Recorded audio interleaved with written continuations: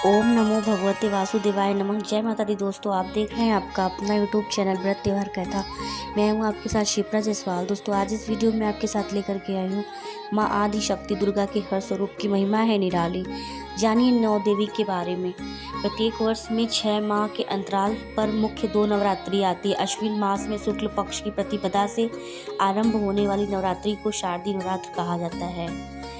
तो दोस्तों, माँ भगवती की पूजा के लिए यह 9 दिन बहुत ही पावन और महत्वपूर्ण माने जाते हैं।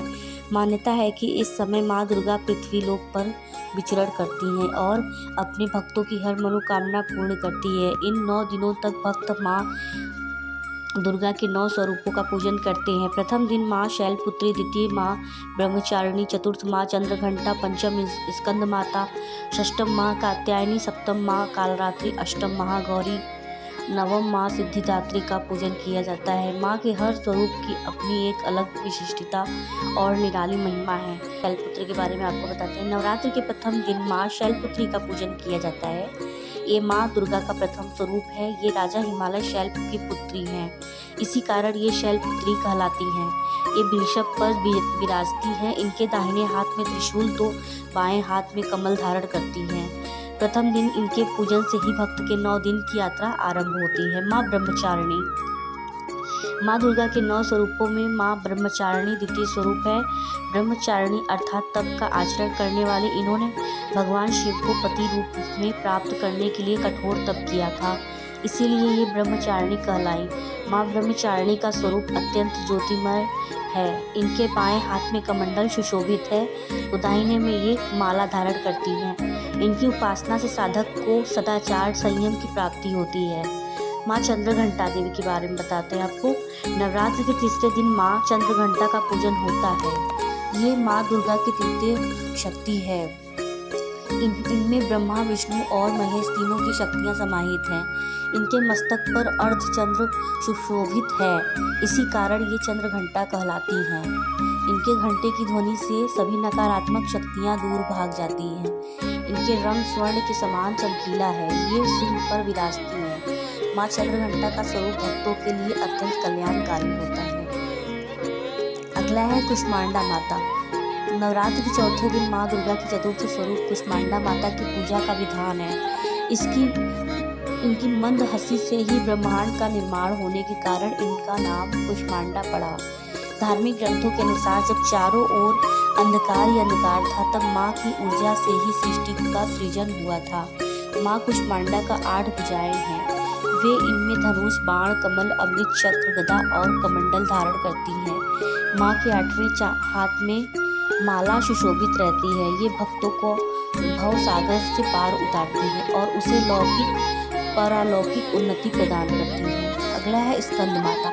नवरात्र के 5वें दिन माँ दुर्गा के पंचम स्वरूप स्कंद माता का पूजन किया जाता है। ये अपनी गोद में कुमार कार्तिकेय को लिए हुए हैं और कार्तिकेय का एक नाम स्कंद है, इसी कारण ये स्कंद माता कहलाती हैं। ये कमल के आसन पर विराजती हैं और इनका वाहन सिंह है।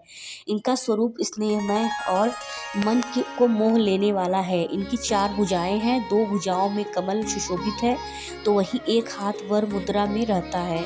माँ एक हाथ से अपनी गोद में स्कंद कुमार को लिए हुए हैं। स्कंद माता सदैव अपने भक्तों का कल्याण करने के लिए तत्पर रहती हैं। अगला है कात्यायनी माता। नवरात्र के में 6ठे दिन माँ दुर्गा षष्ठम स्वरूप माँ कात्यायनी की आराधना की जाती है।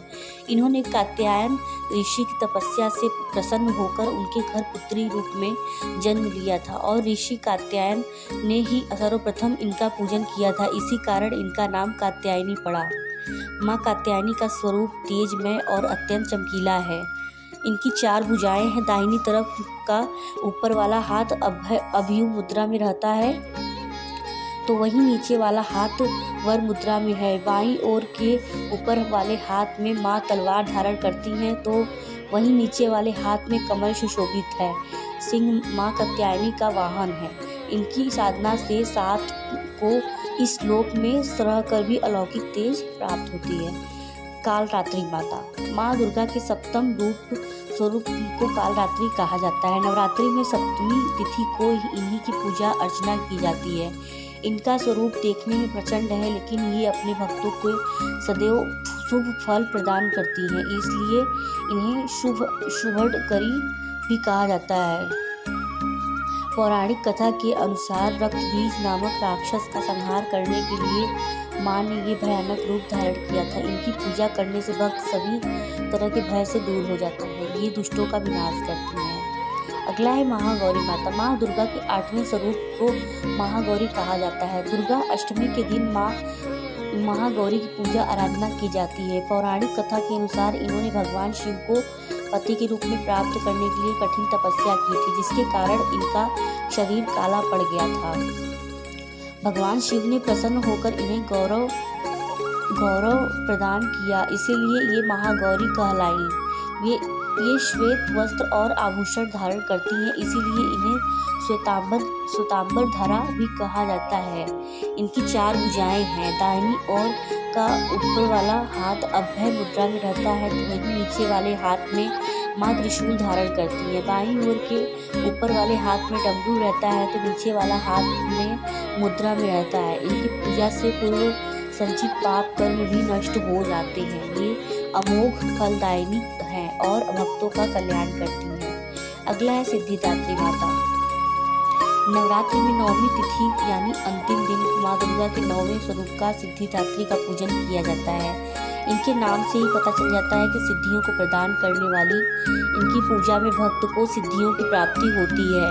धार्मिक कथाओं के अनुसार भगवान शिव को इन्हीं से सिद्धियों की प्राप्ति हुई थी और इन्हीं की अनुकंपा से भगवान शिव का आधा शरीर देवी नारी का हुआ, जिसके बाद वे अर्धनारीश्वर कहलाए। ये कमल के फूल पर विराजित रहती हैं और शिव इनका वाहन है। इनकी उपासना से भक्त की सभी मनोकामनाएं पूर्ण होती है। देवी माता के 9 रूप और 9 विशेष भोग। नवरात्र के 9 दिनों तक विधिवत उपवास रखने के बाद अश्विन मास शुक्ल पक्ष की 9वीं तिथि के दिन उपवासों का समापन किया जाता है। प्रत्येक उपवास की यह जिज्ञासा रहती है कि वह माता को भोग में क्या दे कि माता शीघ्र प्रसन्न हो। हिंदुओं का कोई भी उपवास भोग प्रसाद के बिना पूरा नहीं होता है। व्रत किसी भी उद्देश्य के लिए किया गया हो, उसमें देवी देवताओं को भोग अवश्य लगाया जाता है। तो नवरात्र के 9 दिनों में 9 देवियों को अलग अलग भोग लगाया जाता है। जानिए 9 देवियों के भोग। माता शैलपुत्री को लगाया जाने वाला भोग। शुक्ल पक्ष की प्रतिपदा को प्रथम नवरात्र होता है। नवरात्र के पहले दिन माता के प्रथम स्वरूप माता शैलपुत्री की पूजा की जाती है। माता शैलपुत्री पर्वतराज हिमालय की पुत्री हैं और इसी कारण उनका नाम शैलपुत्री पड़ा। इस दिन उपवास करने के बाद माता के चरणों में गाय का शुद्ध घी अर्पित करने से आरोग्य का आशीर्वाद प्राप्त होता है और उपवास करने वाला निरोगी रहता है। माता ब्रह्मचारिणी को लगाया जाने वाला भोग। अश्विन मास की द्वितीय तिथि के दिन श्री दुर्गा की द्वितीय रूप माता ब्रह्मचारिणी की पूजा की जाती है। माता इस रूप में तपस्विनी स्वरूपा होती हैं। माता पार्वती ने भगवान शंकर को पति के रूप में पाने के लिए तपस्या साधना की थी। उसी रूप के कारण उनका नाम ब्रह्मचारिणी पड़ा। इस दिन माता ब्रह्मचारिणी को प्रसन्न करने के लिए उनको शक्कर का भोग लगाया जाता है। इस दिन माता को शक्कर का भोग लगाने से घर के सभी सदस्यों की आयु बढ़ोतरी होती है। माता चंद्रघंटा को लगाया जाने वाला भोग। माता के तीसरे रूप में चंद्रघंटा की पूजा की जाती है। माता चंद्रघंटा के माथे पर चंद्र अर्ध स्वरूप में विद्यमान है। नवरात्र के तीसरे दिन इनका पूजन अर्चन किया जाता है। माता चंद्रघंटा का पूजन करने से उपवासक की सभी मनोइच्छा स्वतः पूरी हो जाती है तथा वह सांसारिक कष्टों से मुक्त हो जाता है। माता की पूजा करते समय उनको दूध या दूध से बनी मिठाई अथवा खीर का भोग लगाया जाता है। भोग लगाने के लिए एक थाल ब्राह्मण के लिए भी निकाली जाती है। ब्राह्मण को भोजन के साथ दक्षिणा आदि भी दान में दी जाती है। माता चंद्रघंटा खीर का भोग लगाने से उपवासक को दुखों से मुक्ति प्राप्त होती है और उसे परम आनंद की प्राप्ति होती है। माता कुष्मांडा को लगाया जाने वाला भोग। नवरात्र के चौथे दिन माता कुष्मांडा की पूजा आराधना करने का है। यह माता कुष्मांडा का चौथा स्वरूप है। एक मान्यता के अनुसार ब्रह्मांड की उत्पत्ति माता कुष्मांडा के उदर से हुई है। नवरात्र के चौथे दिन इनकी पूजा आराधना की जाती है। चौथे नवरात्र को जो जन पूर्ण विधि विधान से उपवास करता है उसके समस्त रोग शोक नष्ट हो जाते हैं। माता कुष्मांडा की पूजा करने के बाद इस दिन उनको मालपुओं का भोग लगाया जाता है। यह प्रसाद मंदिरों में बांटना भी इस दिन शुभ रहता है। इस दिन माता को मालपुए का भोग लगाए जाने पे माता प्रसन्न होकर उपवासक की बुद्धि का विकास करती है और साथ ही साथ निर्णय करने की शक्ति भी बढ़ाती है। माता स्कंद माता को लगाया जाने वाला भोग। अश्विन मास में माता दुर्गा के अलग अलग रूपों की पूजा की जाती है। नवरात्र के 5वें दिन माता स्कंद माता की पूजा की जाती है। माता स्कंद माता कुमार कार्तिकेय की माता है। 5वें दिन माता के इस रूप की आराधना करने से उपवासक को स्वतः ही सभी सिद्धियां प्राप्त होती है।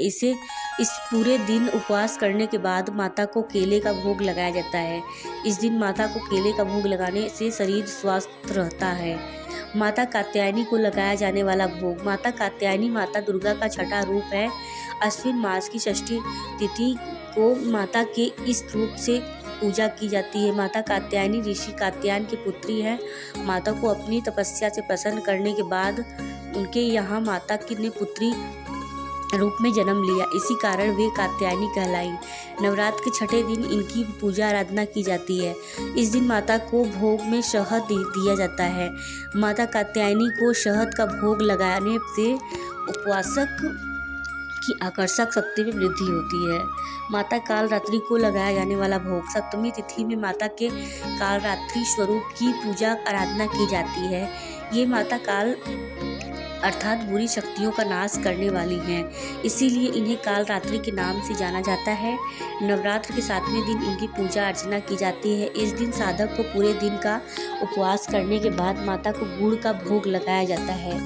इसी भोग की एक थाली भोजन सहित ब्राह्मण को दान दक्षिणा दी जाती है। इस प्रकार माता की पूजा करने से व्यक्ति पर आने वाले शोक से मुक्ति मिलती है। वो उपवासक पर आकस्मिक रूप से आने वाले संकट भी कम होते हैं। माता महागौरी को लगाया जाने वाला भोग।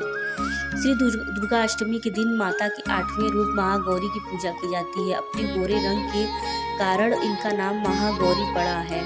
माता के महागौरी रूप का पूजन करने पर माता प्रसन्न होकर उपवासक के हर असंभव कार्य को भी संभव कर देती है और आशीर्वाद देती है। इस दिन माता को भोग में नारियल का भोग लगाया जाता है और ब्राह्मण को भी नारियल दान में देने की प्रथा है। यह माता निसंतानों की मनोकामना पूरी करती है। माता सिद्धिदात्री को लगाया जाने वाला भोग। नवरात्र के 9वें दिन माता सिद्धिदात्री की पूजा आराधना का होता है। माता सिद्धिदात्री को सभी प्रकार की सिद्धियां देने वाले कहा जाता है। नवरात्र के 9वें दिन इनकी पूजा आराधना की जाती है। इन्हें सिद्धियों की स्वामिनी भी कहा जाता है। 9वीं तिथि का व्रत कर माता की पूजा आराधना करने के बाद माता को तिल का या भोग लगाया जाता है। इस दिन कल्याणकारी रहता है। यह उपवास व्यक्ति को मृत्यु भय से राहत देता है और अनहोनी घटनाओं से बचाता है। दोस्तों, अगर आपको हमारा वीडियो अच्छा लगे तो प्लीज़ हमारे वीडियो को लाइक करें, कमेंट करें, शेयर करें। चैनल पर अगर आप नए हैं तो प्लीज़ हमारे चैनल को सब्सक्राइब करें और बेल आइकन जरूर दबाएं। फिर मिलते हैं नेक्स्ट वीडियो में। जय माता।